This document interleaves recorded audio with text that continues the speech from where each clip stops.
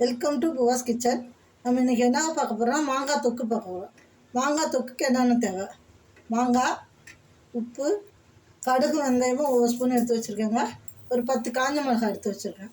இப்போ மாங்காவை தோல் சீவிட்டு நல்லா கேரட் சீவுறதுல நைஸாக சீவிட்டு வந்துடுவோங்க. சீவிட்டு வந்து என்ன செய்யலான்னு பார்க்கலாம்.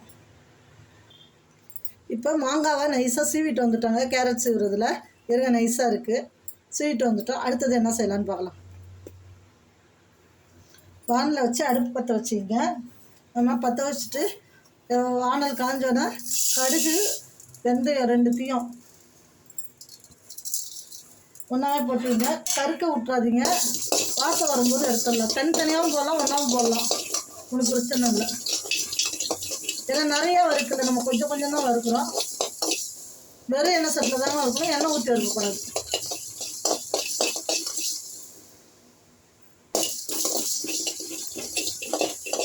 இது நல்லா வறுத்துட்டு வாங்க. வாசம் வரும், வெடிக்கும். எனக்கு வெடிக்கிற சவுண்டு கேட்குதா? பொரியுது பாருங்கள். வெந்தயமும் சவுந்துருச்சு, கடுகும் பொரிஞ்சிருச்சு. அவ்வளோதான். அடுப்பை நிறுத்திட்டு கருக்க விட்டுட்டிங்கன்னா தொக்கா ஊறுகாய் எல்லாம் நல்லா கசந்துருங்க. இப்போ அதை வேறு பிளேட்டில் மாற்றிக்கிட்டோம். இங்கே வறுத்து வச்சுட்டோம், வேறு பிளேட்டில் மாற்றிக்கிட்டோம். அடுத்தது காஞ்ச மிளகாய். காஞ்ச மிளகாய் காம்பை எடுத்து வச்சுக்கிங்க. காம்பை எடுத்துடணும். இப்போ காஞ்ச மிளகாய் போடுவோங்க. உப்பு இதில் போட்டுக்கலாங்க, நெடி ஏறாமல் இருக்கும். இதுக்கு என்ன தேவையில்லைங்க, லைட்டாக முறை போடுற மாதிரி வச்சுங்க.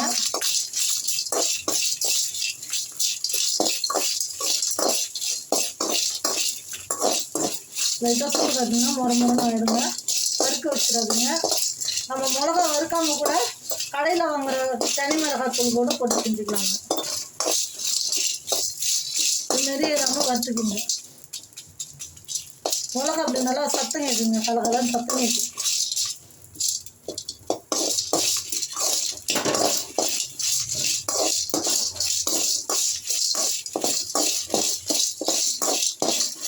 மிளகா வாசனை வந்துச்சுங்க.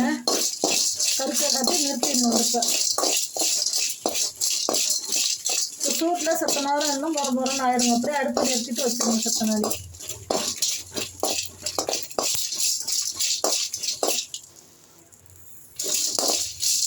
இந்த மிளகா ஆறட்டுங்க. ஆறுனோன்னு பார்ப்போம். ஆறுனோன்னு தான் மிக்ஸி ஜாரில் போட்டு அரைக்கணும். இப்போ மிக்ஸி ஜாரில் மிளகா, கடுகு எல்லாத்தையும் ஒன்றாவே சேர்த்து அரைச்சிக்கலாங்க. எல்லாத்தையும் மிக்சியில் ஜாரில் போட்டு அரைச்சிட்டு வந்துடுவோம். அரைச்சிட்டு வந்து பார்ப்போம். இதிலே கடுகு வெந்தயத்தையும் போட்டுக்கிறேங்க. ஏன்னா கொஞ்சமாக இருக்க அரைப்படாது, அதனால் மிளகா கூடயே போட்டிங்கன்னா அரைப்படும். பாருங்க, ரொம்ப நைஸாக அரைச்சிட்டு வந்தாச்சுங்க. ரொம்ப நைஸாக ஆகாது, ஏன்னா கொஞ்சமாக இருக்குல்ல. ஓரளவு நைஸாக அரைச்சாச்சு எல்லாத்தையும். இதை அப்படியே வச்சுக்கலாம். இப்போ வானல் வச்சுட்டோங்க. வானல் வச்சுட்டு எண்ணெய் ஊற்றிப்போம். நல்லெண்ணெய் ஊற்றிக்கிங்க.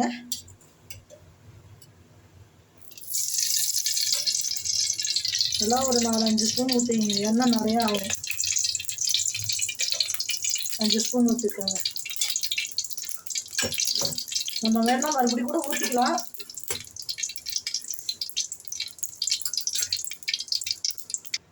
எண்ணெய் காஞ்சிருச்சுங்க. கடுகு போட்டுக்கிறேங்க. பெருங்காயத்தையும் போட்டுக்கிறேன். பெருங்காயம் சொல்ல மறந்துட்டேன், பெருங்காயத்தையும் போட்டுக்கிறேன். கடுகு வெடிச்சோன்னா டக்குன்னு மாங்காய் போட்டுருங்க. கடுகு வெடிச்சிருச்சு, மாங்காய் போட்டுருங்க.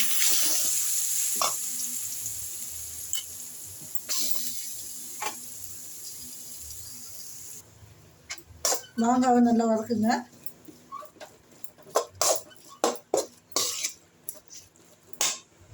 இதில் கொஞ்சோண்டு மஞ்சத்தூள் போடணுங்க. மஞ்சத்தூள் சொல்ல மறந்துட்டேன். 1 ஸ்பூன் அளவு போட்டுருங்க மஞ்சத்தூள்.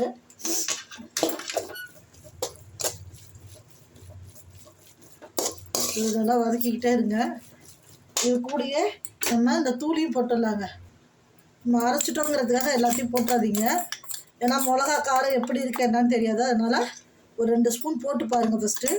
காரம் சரியாக இருந்ததுன்னா அதோட விட்டுடலாம். இதை மறுபடியும் வேறு ஏதாச்சும் ஊறுகாய் கூட யூஸ் பண்ணிக்கலாம். இல்லை அப்படின்னா நம்ம போட்டுக்கலாம், கரெக்டாக இருந்துச்சுன்னா. கரெக்டாக இல்லைன்னா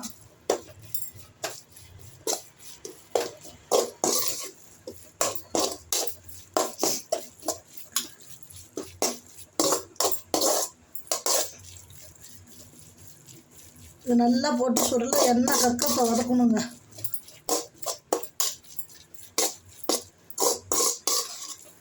நம்ம சீவி வேணாலும் அரைக்கலாங்க, இல்லை தோலை செதுக்கிட்டு துண்டு துண்டாக போட்டு மிக்சியில் நல்லா நைஸாக அரைச்சிட்டு கூட செய்யலாம். அது கொஞ்சம் துவையல் மாதிரி ஆகிடும், இது கொஞ்சம் வேறு மாதிரி இருக்கும். நம்ம இஷ்டம்தான் எப்படி செய்யணுங்கிறது. இப்போ இதில் உப்பு வரப்பனா சரியாக இருக்கான்னு பார்த்துருவோங்க.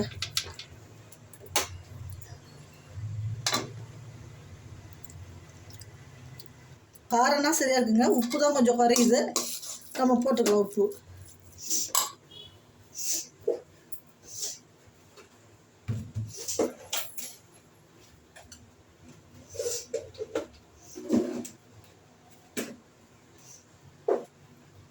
இந்த அளவு போடுறேங்க. வதங்கிட்டு இருக்கும்போது கொஞ்சமாக வெல்லங்க, சும்மா ஒரு கட்டி, அந்த இனிப்பு புளிப்பு வரப்பு உப்பு எல்லாத்தையும் எடுத்து காட்டும். நம்ம இதில் எண்ணெய் இன்னும் கொஞ்சம் ஊற்றிக்கலாங்க. நல்லெண்ணெய் ஊற்றுனீங்கன்னா வாசமாக நல்லாயிருக்கும் ஊறுகாவுக்கு. எந்த ஊறுகாவுக்குமே நல்லெண்ணெய் ஊற்றும் போது நல்லாயிருக்குங்க. இன்னும் ஒரு 5 ஸ்பூன் ஊற்றிக்கிறேங்க, எல்லாத்தையும் தீஞ்சிரும். தூள் போட்டிருக்கோம்ல வேறு.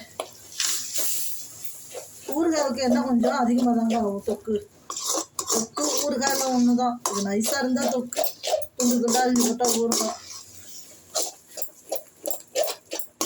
இது நல்லா சுருள எண்ணெய் கக்கி வரட்டுங்க. அந்த எண்ணெய்னா அல்வாவில் வர மாதிரி அப்படியே பிரிஞ்சு வரணுங்க. இது வதக்கிட்டு பார்ப்போங்க நல்லா. இது பாருங்க, எண்ணெய் அப்படியே கொதிச்சு வருது பாருங்க.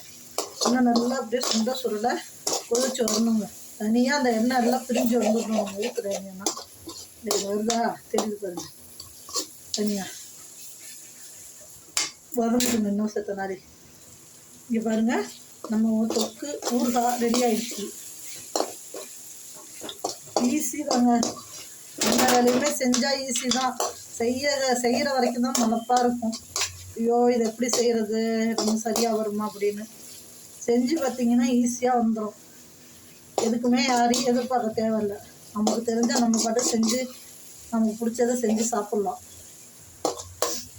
எல்லாத்தையும் யாராச்சும் செஞ்சு தருவாங்களான்னு பார்த்துக்கிட்டு இருக்கணும். அம்மா செஞ்சு தருவாங்களா, வேறு யாராச்சும் செஞ்சு தருவாங்க. நம்ம எல்லா வேலையும் நம்ம கற்றுக்கணுங்க.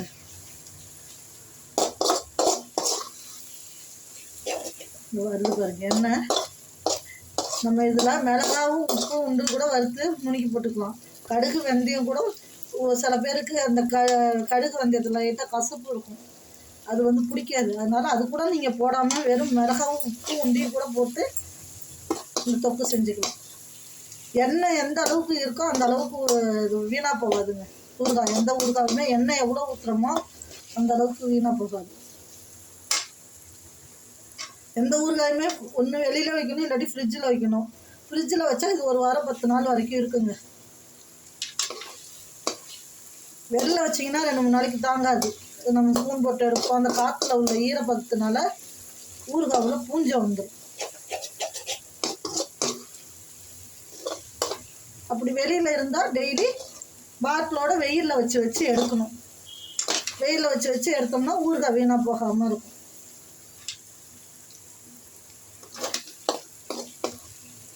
இது நம்ம ஒரு பாட்டிலில் ஸ்டோர் பண்ணி வச்சுக்கிட்டு நமக்கு அன்னன்னைக்கு தேவைங்க பாருங்கள். எண்ணெய் ஃபுல்லாக கக்கி வந்துடுச்சு பாருங்கள்.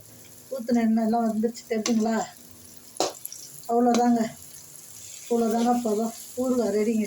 தொக்கு, மாங்காய் தொக்கு. இதை நம்ம சாதத்தில் போட்டு சாப்பிட்லாம். நல்லா தயிர் சாதம், ரச சாதத்துக்குன்னா தொட்டுக்கிட்டிங்கன்னா செம்ம டேஸ்ட்டாக இருக்குங்க. அவ்வளோ அட்டகாசமாக இருக்கும். செஞ்சு சாப்பிட்டு பாருங்கள். நன்றி, வணக்கம் மக்களே.